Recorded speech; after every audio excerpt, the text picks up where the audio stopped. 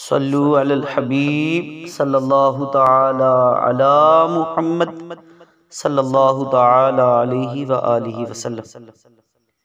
آئیے قبولیت دعا کا پروانہ سماعت فرماتے ہیں۔ سیدنا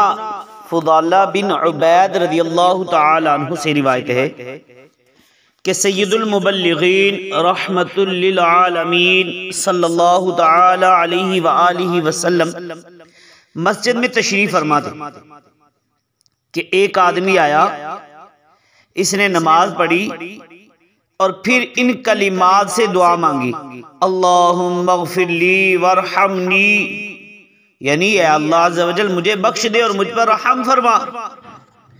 رسول اللہ صلی اللہ تعالی علیہ وآلہ وسلم نے ارشاد فرمایا، عجلت ایہا المصلی، یعنی اے نمازی تو نے جلدی کی، اذا صلیت فقعدت فاحمد اللہ بما هو اہلہ وصلی علی ثم ادعوہ، کہ جب تو نماز پڑھ کر بیٹھے تو پہلے اللہ تعالیٰ کی ایسی حمد کر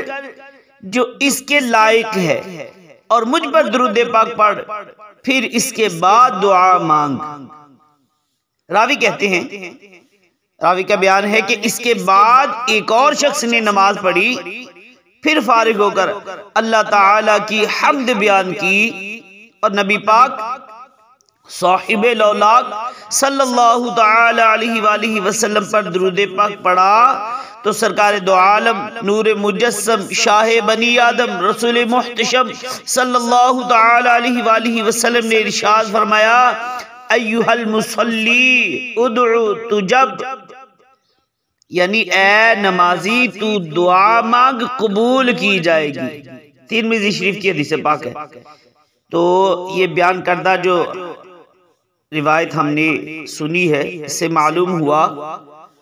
کہ دعا مانگنے والا قبولیت کا طالب ہے تو اس پر لازم ہے،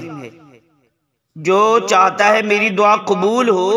تو اس کو چاہیے کہ ضروری ہے کہ دعا کے اول میں نبی پاک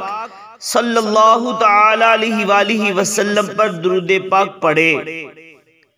بچے بیکار باتوں سے پڑھیں اے کاش کثرت سے، بچیں بیکار باتوں سے پڑھیں اے کاش کثرت سے،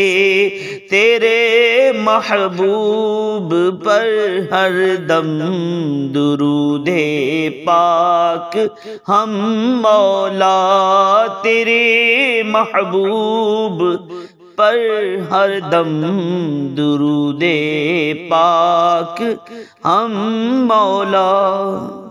صلو علی الحبیب صلی اللہ تعالی علی محمد صلی اللہ علیہ وسلم۔